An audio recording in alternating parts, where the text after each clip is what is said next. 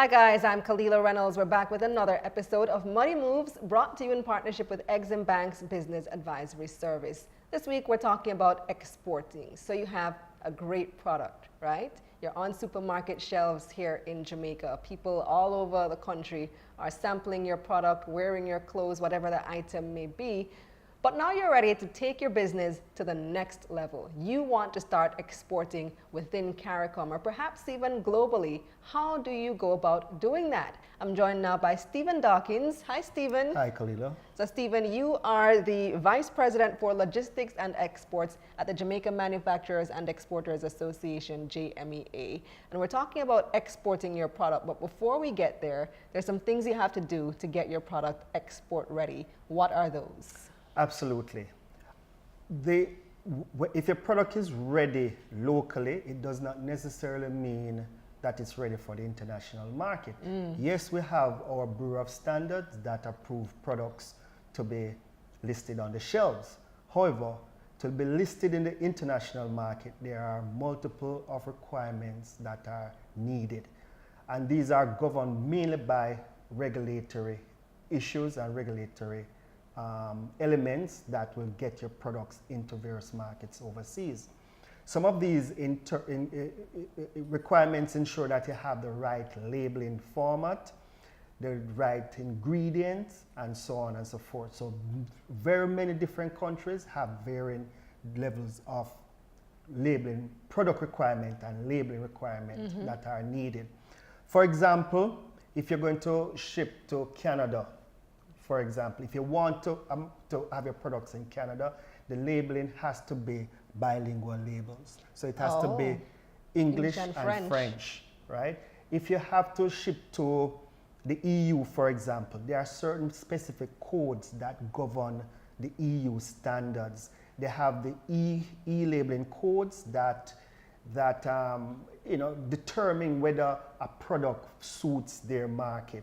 For example, if it's a soda or a drink that you are drinking and the drink has a red flavoring, you have to specify why that flavor or what makes up that flavoring. So these are basic requirements. Usually a company, for example, if you're shipping to the United States of America, there are certain basic international standards by which products or manufacturers are governed. For example, the ISO standards. What's ISO? What does that stand for? The acronym, well, ISO is really an international certification governing food safety products, safety of foods, and it is they usually. So this makes sure this is something that's not going to poison me. Exactly. Or kill me. Exactly. Yeah. Usually doesn't, because if it's good for a market, it means that it's good for anywhere. However, there are certain basic requirements that certain countries want to ensure that their ingredients are safe and secure. And for example, if you have a product, and I'll give you an example, like for the company that I work for, Boom Energy Drink can't go to certain countries because there's an ingredient in it that certain countries do not accept. Like the Canadian market doesn't accept it, neither does the EU market, but it is safe for the US market. See. So it is very dependent. So you have to do your research to determine whether or not your product is ready for those various markets. When you're exporting to the United States, you have to get permission from the FDA as well, Food and Drug Administration? Yes, everything you have to register with the Food and Drug Administration. And this registration is done biannually. Every other year, you have to re-register your product. And of course, every single year, there are new regulation that governs your product going into the United States. So each year they upgrade their product requirements and you have to facilitate it. Is it easier to export non-food items, like say I'm a clothing manufacturer?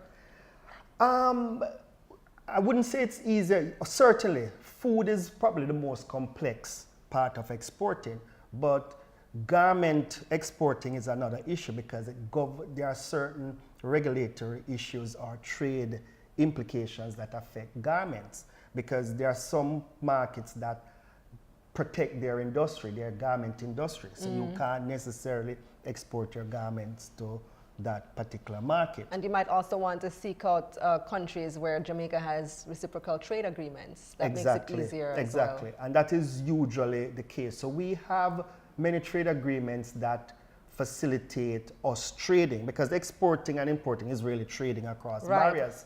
So for the regions that are most what you call reciprocal for trading is North America, that's the US and Canada, the UK, and CARICOM generally speaking. However, there are other markets that there are trade agreements that benefit both trading partners. However, there are some markets like Africa, for example, we do not have a trade agreement in any African countries right now. So you're on your own if you want to export to Nigeria. Right, pretty much. You pay whatever duties that they offer. Some duties are high as 100%, depending on what, because they generally protect their industries, right? So if there's not a trade agreement, then that's it. So, and why trade agreements benefit is that when your product reaches a market, you can compete with the other products that are in that market. Yes, exactly. Yeah. Well, thanks for walking us through that process, Stephen. Next week, you're going to explain to us, now that the product is export ready, we have all the standards, all the agreements ready, labeling is fine. How do I now go about taking it to that country, getting it out of Jamaica onto the shelf in another country? That's it for this edition of Money Moves, brought to you in partnership with EXIM Bank's Business Advisory Service. Check out their website, eximbankja.com. I'm Kalilah Reynolds. See you next week.